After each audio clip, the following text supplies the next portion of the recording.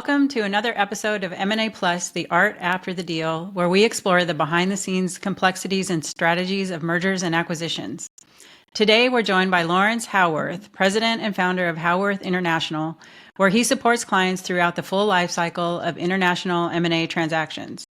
Lawrence brings a wealth of experience in managing the many nuances of cross-border deals, which often involve cultural, regulatory, and operational challenges. In this episode, I'm especially looking forward to hearing what it takes to successfully navigate international M&A transactions, from overcoming cultural barriers to integrating international teams and operations effectively. So welcome to the show, Lawrence. Thank you for joining us. Thanks, Lisa.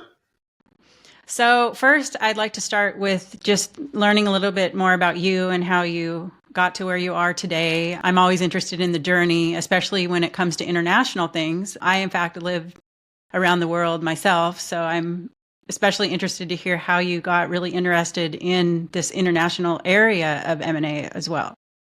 Great. Well, originally, I'm Canadian. Originally, CPA. I was ex-KPMG up there. I began my international experience heading the Schlumberger, previously Smith International operations in Canada. I was transferred to the USA head office and made responsible for the international finance and operations for the company. It was there that I became involved in post-acquisition and divestiture projects around the world. After Schlumberger Smith, I went on to be part of building the largest technical training company in the world, Learning Tree International, where I opened and managed operations in several countries. I then co-founded two international startups where, again, I was involved in the M&A process, both domestic and international. It was at this point that I began realizing two things. Smaller companies did not have the in-house expertise to manage multinational transactions.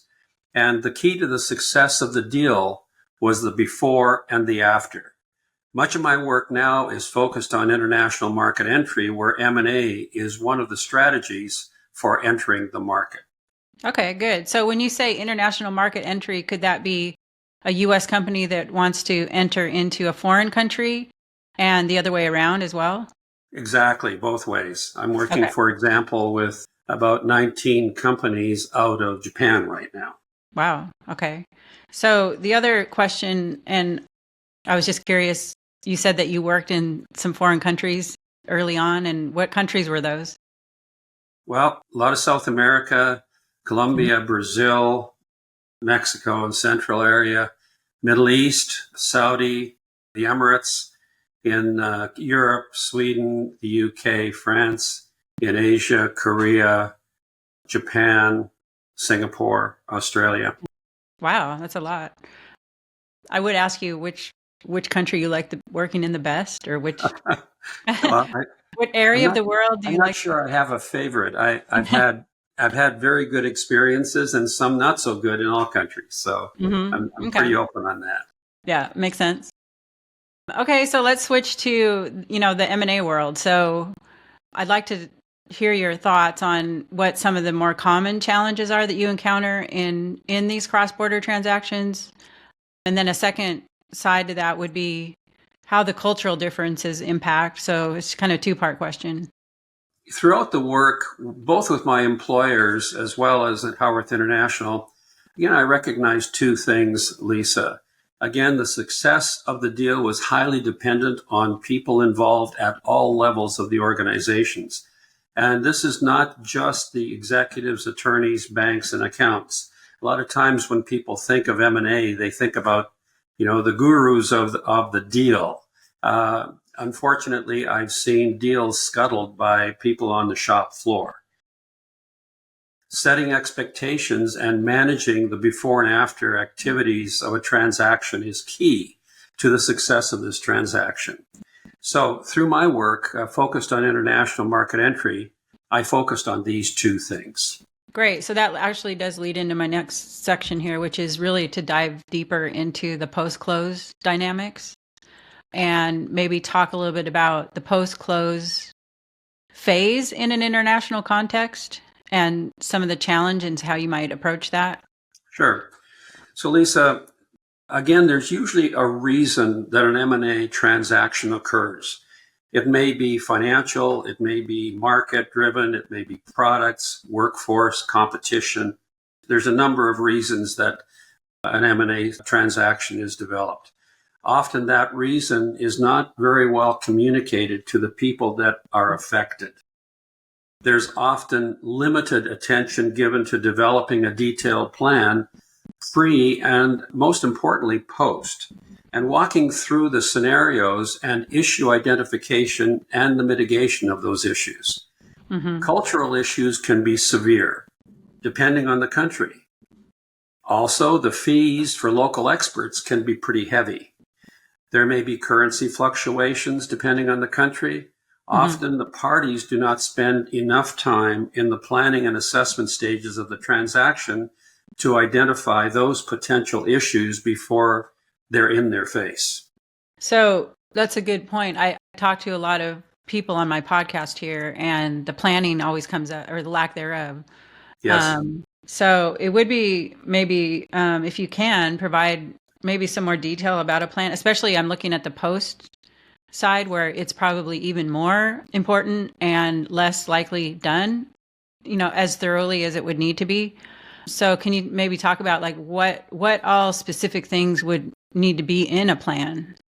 Well, basically, if we think about the phases of an M&A transaction, we talk about the negotiation, we talk about the integration. I kind of go back to the reason for that transaction. Why are we doing it? And we build the plan around that. A decision-making process varies from country to country, company to company. Some may be very inclusive in their organizations. Others may be very autocratic, and the time frame can vary widely. So it's important in that plan to take those things into account. A good example is the value of an employee that varies greatly between cultures. I know that in the US, we may not think that way, but in other countries, this is a very big deal when it comes to these kinds of transactions. Sometimes it's by regulation. You can lay off people quite easily in the United States, but it's very tough in places like Brazil, for example, or France. And again, the other thing in the planning process, the leadership and decision-making processes and styles may be very, very different between the target organization and the acquirer. And, by the way, a lot of the issues that we face in M&A are very similar to what we face in restructuring on a domestic basis. Those are very similar. And I focused on the leadership and decision-making process. A plan is not just drawing out the project, drawing out the PERT chart, things like that. It's really identifying how you're going to deal with some of these decision-making processes. And that, to me, is a very big issue. If you take a company, for example, from Japan, the Japanese culture is very top-down. It's very structured in terms of who makes the decisions. Other countries, I find this in the Middle East and in some Asian countries, you're never quite sure who is actually making the decisions. That's often kept away from the acquirer, if you will, until the very last part. So that's kind of my approach on the planning side. Yeah, that's really interesting. I imagine it can be really difficult if you don't have any understanding at all about the culture. And how do you deal with like communication? Obviously, you probably need to adapt to the different cultures, but can you say anything about what is the best way to make sure that the communication happens? Well, the best way I've found, and I'll talk about this a little bit later, but the best way I've found is that, let's call it the M&A team. I'm very big on an M&A team. It's not just, it's not just the CFO and the attorneys putting it together. You have to put an all-inclusive team together that includes not only the specialists and the technology specialists, but also the individuals, the people that run the process, the sales people, all of that. And the success in this is twofold. One is having individuals in the acquiring company, and this really relates to the leadership, where they are all in on this transaction. In other words, they want to make the thing happen. And to do that, there are some things that may be a little bit odd. And going back to your question on some of these cultures, it may be that you have a senior individual, and we did this in a company, where you have that senior individual spend a month working with the target company, working with the teams there, getting their trust, getting that communication, because that's when you're going to find how that operation works. So the communication is really working on those kinds of things, as opposed to, hey, we're all going to communicate. Yeah, and it has to be something that's proactively, it doesn't just happen, right? Exactly. Exactly. Yeah. Okay, so when it comes to, I guess, market entry, either to a foreign country or to the US, is there a difference between how you would approach it based on the size of the company? Like if it's a mid-size or large or small? In larger companies, Lisa, usually they have a strategic planning team. They have a team that when we want to buy something or want to buy a company, that team kicks into action. They're pulling from legal, they're pulling from all their resources, and a large company will have a lot of those resources internal. Smaller companies don't have that. So smaller companies rely on outside experts. They rely on people like us to guide them through the process. They rely on outside experts in the local company. And we'll talk a little bit about that, but they're absolutely critical to the process. People that know what's going on in that country, whether it's regulations, banking, finance, whatever it is.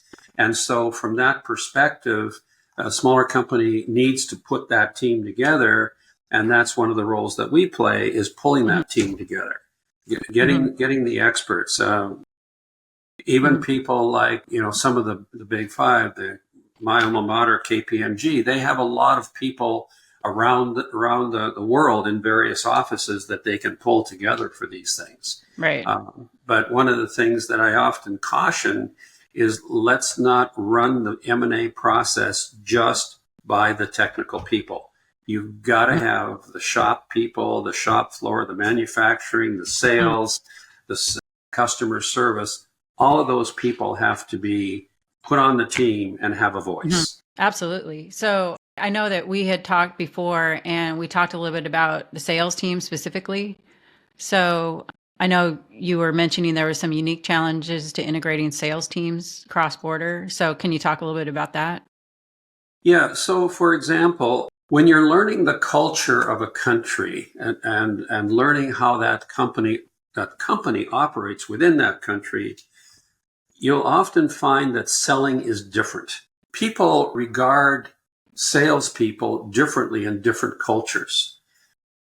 In some cultures, you never try to sell at the first, hey, I'm Lawrence, here I am. How many do you want to buy?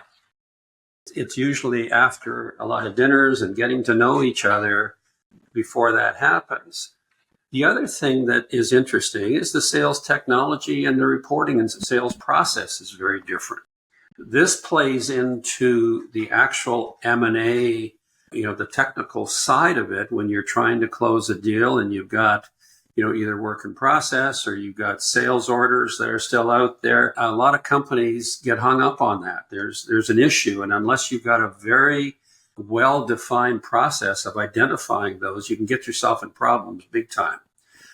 The other thing is that it's really important to form trust with the prospects or the customers in that country. Prospects and customers seldom like an acquirer, because in their mind, things are going to change. Maybe my product's going to change. Maybe they're going to up the prices. So there's a lot of trust issues. That's why I think that's a big challenge for the salespeople or the people that are business development to really work on forming that trust. So that's a big thing in putting together and solving the sales issues. Yeah. And I mean, that's one of my takeaways from having traveled and lived around the world as well is I would just generally say that most other countries in the world, different than the United States, Yes. do put a huge value on that trust. And it's not just, oh, I just trust you. It takes time. It takes a lot of meetings. It takes a lot of social time. I had the opportunity to go to Ecuador once with a client, and it was literally 90% social and maybe Yeah. 10% business, if that. And they even Yeah. said it up front. They go, yeah, we're in Ecuador. We're just expect us to be going out all the time and we're going to have all this fun. And it was just all about that. And that was fine. That's how they do business. So yeah, I totally get that. I found too that something I mentioned earlier was the decision maker. Oftentimes you never know, especially in bigger projects, you never know who the actual decision maker is. So you can be having dinner and getting this relationship with this one person thinking that they're the decision maker, and they're really not. Yeah. So it's a tricky process. It's all manageable, but it requires paying attention. Mm-hmm. This is not a cookie cutter approach. Right. And also I would say it would take a lot of patience Yep. for us in the United States that are used to everything's done pretty quickly here. I've seen, especially in the smaller companies where budget is an issue, they're saying, well, we can't travel. Maybe we can only make one trip down there. Mm-hmm. When in fact, it may take several trips. It may take a lot of work and cost to develop these relationships. And they try to shortcut it, and that tends to end badly. Mm-hmm. And then I guess related to this topic is, and of course my area is transitioning contracts during merger and acquisitions. And I've also noticed, and I'd like to get your insight on this too. I've also noticed that, other countries just don't consider written contracts as important as they are in the United States, and to the point where they don't want to do them. They're not that important. The relationship is a lot more important than the written contract. And that would be maybe in contrast to in the United States where we're really, focused on the legal obligations all the time. So everything has to be exactly written in the contract. So what's your experience and how do you deal with that difference when you're doing your deals? I have a little story. I won't mention the country, but we were doing a joint venture with a company, and I brought our client's actual attorneys with us, and along with him came 18 inches of paper, contracts and everything that he brought in. And so we sat down with the head of this company that we were going to do the joint venture with. The attorney presented the documents with all the little colored tabs and said, here, sign here. So this fellow just kept talking, not even looking at the contract, but he just went through and signed. And my attorney was quite surprised. He said, aren't you going to go through these documents and look at them? And he said, and this shocked him. This fellow said, you're in my country. I don't really care what the documents are. We're going to do whatever we want to do. Mm. And it was a big shock because although that is that's a wild example, it's not too far from the truth. Mm-hmm. And if you've ever been in international litigation, which I've unfortunately been through, you've got a lot of things stacked against you. So, but in terms of how we deal with that, it goes back to forming the relationship during the transaction, before and during the transaction. Mm-hmm. Hostile M&A on an international basis is a pretty big recipe for disaster. Mm. And so, there's a lot to be said to form that relationship with those people. The M&A process then becomes more of a natural sort of step. That's really important. I mean, I often say that sometimes the closing dinner is something that we should have never started because there's mm-hmm. thinking that that's kind of the end of the process. And it's just the start. Right. Yeah, that's a good point. Exactly. Okay, so let's talk a little bit more about compliance and operational issues. I know we had talked before about the importance of that local expertise Yes. in that area. So what are your thoughts on how to manage So, that? so the bottom line in compliance and operations issues that you have to know when you are faced with compliance and when you're faced with regulatory issues. And the only way to really know that is to have a local expert that can talk to that. Now, having said that, you have to know, and this goes to what I would call is the detailed process plan. You have to know what to ask. There's a step-by-step process. As much as I've been talking about relationship, there is behind it you have to have a very clear roadmap of what you're going to do, what you have to ask, because, it's going to be very clear that you're going to miss something. So once you have that, once you have your local experts, and you can source these experts from various ways. Sometimes they're people we know here, firm like yours, for example. You have a reputation with people knowing you. You can refer to people. Sometimes you can go to the government organizations, commercial services. We use those people a lot. And sometimes it's just local companies, associations, other companies that have done business or have done a transaction. They may be competitors, but you talk to competitors, and sometimes you'll find out, well, who did they use, and what was their experience. So it's really clearly understanding that. And there's also a bit of a decision making process here that you have to go through. For example, and we state this on our website, we will not be involved with a transaction that violates FCPA. And we've had those issues in some of the countries in Africa, for example. And it's a policy that you have to take. There's no middle ground on that. And so you have to be very sensitive and be able to understand what that regulation is and how it can affect a transaction. So Right. there those kinds of things. And again, charting them out, understanding what they are, and then dealing with them accordingly. Right. Because I imagine if you don't do that, you could be in for a lot of surprises and Yes, also blindsided by things because there's things that completely don't matter in the United States and they matter a lot in another country and there's fines associated. exactly. And I mean, I'd like to list out maybe a couple of areas. So areas that I've seen, it could be really dangerous to ignore. And I'm not just saying ignore, but maybe only have a cursory understanding. You need to really dive deeper into is the employment Yes, laws for yes, sure, because I know that there's a lot more regulations on companies as it relates to independent contractors, or you're not allowed to yep, have any. There's no such thing as an independent contractor. It's always an employee to us, and it's always you owe them money for a long time. Once you hire them, stuff like that. You can't fire them yep, very easy. You can't fire people easily. So that would be one. And another one might be like the data privacy compliant. I'm kind of going on two different things because I know those just stuck out in my head. But are there yep. any other, like, can we list like a few things for the audience to kind of have a good idea of what Yeah, the top ones are? there's a couple more. Some Hmm. of it relates to regulations and moving product. Moving product from here to Canada is different from moving product from Brazil to Argentina, for example.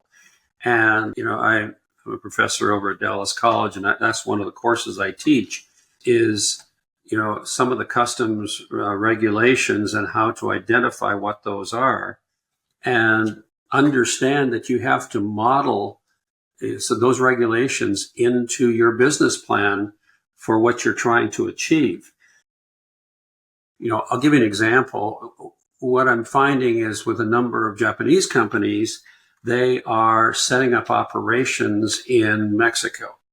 And the reason they're setting them up is it's really the nearshoring aspect. We're setting them up and then they're selling the product from there into the US through the USMCA. And that's a strategy that works. But there are other cases, and I'll pick on Brazil because they have 17 levels of taxation. Moving product from Sao Paulo to Salvador, you can go through two or three taxing levels there. So those are some of the regulations that are kind of built in that you have to understand. And that's where you need local experts to ferret those out. The thing that I kind of start with in a lot of these companies is you have to build a business plan for that business. You can't just say, well, if I'm going to buy this company, I'm going to add, 10% to my market share and blah, blah, blah. You really have to build a business plan. And, like everything else, sometimes people don't like to plan, but that tends to be not a good idea. Yeah, exactly. Okay, so let's switch to operations. So I know we also talked about building operations from the ground up. So you gave me an example about, a foreign company setting up operations in the United States, and then you might have an example of the United States company that wants to set something up in a foreign country. So what would be the key considerations for setting an operation up from scratch? Okay. The first thing that I look at is the reason that we're setting it up from scratch. And I'll go through kind of a process, which is the sort of the market entry process that actually answers that a little bit. So, for example, when I look at a company that wants to go into a new market, I go through several items. I go through market research, for example. Have they done the market research in that country to be able to tell, what's the buying size? How do they buy? That, can we do distribution versus setting up operations? Do they have a realistic budget? Do they understand what it's going to cost? Have they really taken a look at their own company? Do they have people, especially smaller companies, do they have the resources to manage an operation in another country? Because it does take resources. Have they got a product or service that can be used in that country? A support structure. Do they have the local advisors to help them? Are they willing to dedicate the time to actually work through a project like this? Because it's not a short-term thing. And then the thing that wraps it all together, which I teach and I talk about a lot, is the market entry plan. So that's kind of wrapping into the how-to. Putting those elements together, it's defining them all with regard to building a plan for that country. So that, to me, that's the point that you go through. And by doing each one of those, there's a decision tree that comes out. You may find that, hey, it's not affordable. We're going to do a distribution process first or something like that. This is probably a little bit off script, but I started to think about the state of the world today, and we have so much conflict going on. Yep. I would imagine that, I don't know if the business plan is the right place for this type of thought, but it seems like there would be a little bit more disaster planning, or, do you find a lot of that, and depending on certain regions of the world, and how do you kind of deal with that part? Yeah. Along with the market entry plan, there is a political risk assessment that we go through. There are companies that sort of focus on that. You can get political risk assessments. You probably know about them, but we're finding, for example, I'll give you an example that we're finding now. We've got some companies in Korea where they are looking at the U.S. market now versus a good market they had with China, because there's a change, and it's not necessarily a political change, but it's a pricing change. Things are getting more expensive in China. So, we find that these inter-country businesses, including M&A, has been changing.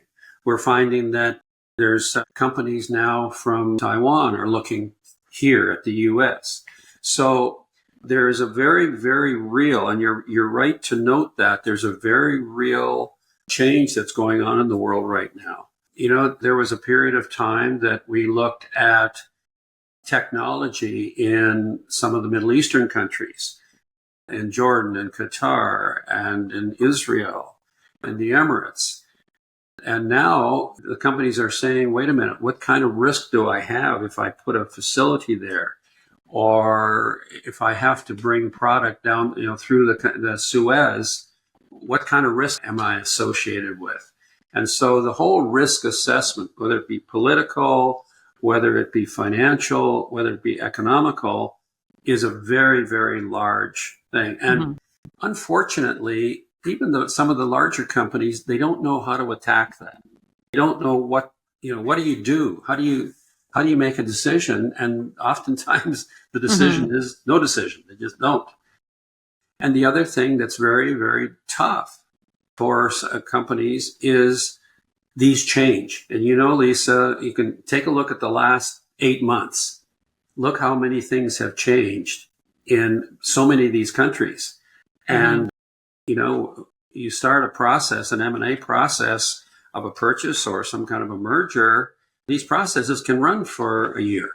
And so, you start out with all good intentions. Everything looks good, but all of a sudden, everything comes off the rails because somebody makes a political decision. And that's where I say in the planning process, you have to build off ramps. You have to build what if this happens. And I know some clients get very frustrated with me because I'm very big on that. You can't box yourself in, because that just means pretty excessive losses. Yeah, that's interesting. So that leads me to my next question. So how do you stay ahead of all these different changes? And I mean, what kind of resources and tools do you use to stay ahead? And obviously you have vast amount of experience, not just in one region. I mean, you're very well versed in the entire world. So how do you stay ahead of the, game here? I rely a lot on outside experts in country, people that I know in the country. I have some trusted advisors in many of the countries, people that are close to what happens. I have, for example, I have resource partners in China. I have 2 there. They keep me abreast of what's happening in the local sphere, if you will. And so that's what I rely on. And it's not just them. I rely on them. If we're going to do a major project, I rely on them to help me put together the local team. So it may not be them, but they're the ones that know, hey, I want you to go to this person because they know what they're doing. I am very, very careful that we try to put as much information from the local market as possible. I also rely a lot on companies that are doing business, not just, the accountants and the lawyers and the government. I rely on companies that are actually working there. It's surprising what they can tell you. And I find the international community as well, Lisa, they're quite open. They're quite open to have the conversation as to say, well, we're working on this, but we're really having a problem with this. And, you're not sharing proprietary information, but, you're kind of looking after each other a little bit. I find that that's where a lot of my information comes from. Well, before we get to the end where we're going to ask you where we can find you, I did want to I know I asked you this in the beginning, but I'm going to ask you what city you like, and I'm going to tell you what my favorite city is. And maybe it's a top city. I don't know that I have one favorite city, but I love Barcelona. Okay. It's one of my favorite places. I love the architecture. I love the food and the wine. So what about you? Do you have like a favorite place that you like to just hang out in? Well, I have 3 actually. I'm very partial to Tokyo. I love Madrid, same country, but a little bit north. Right. And I love Rome. Okay. So those are mine. Now, I spent a lot of time in Sao Paulo and several years in Brazil. I like that as well. But, it's very hard. I've got friends all over the world, and it's very hard picking one because they all have their featured items. Now, there are probably some countries that I would prefer not to do business with, but we'll keep that list of quiet. Right. Good. Okay. So where can the audience find you? Do you have a website or contact information? We have a website. It's www.howorth, HOWORTHLLC.com. My email is lawrence@howorthllc.com. My cell phone number is 562-544 5300. I work out of North Texas area. I lead an international program at the University of Texas at Dallas, at their Jindal School, and I'm also professor of international business over at Dallas College. So you'll always find me around anything that's international. Right, exactly. Awesome. Well, thank you, Lawrence, for your comprehensive insights into international M&A, especially highlighting the crucial post-close adjustments that can make or break the success of cross-border transactions. Your expertise has provided insights to our audience on the importance of cultural, operational, and compliance strategies that are essential for any business looking to expand globally. So for our listeners, remember that managing international M&A involves strong planning and an understanding of diverse business environments. Subscribe to M&A Plus, The Art After the Deal for more expert discussions on navigating the complexities of mergers and acquisitions. Thanks for tuning in, and we look forward to our next episode. Bye for now. Thanks, Lisa.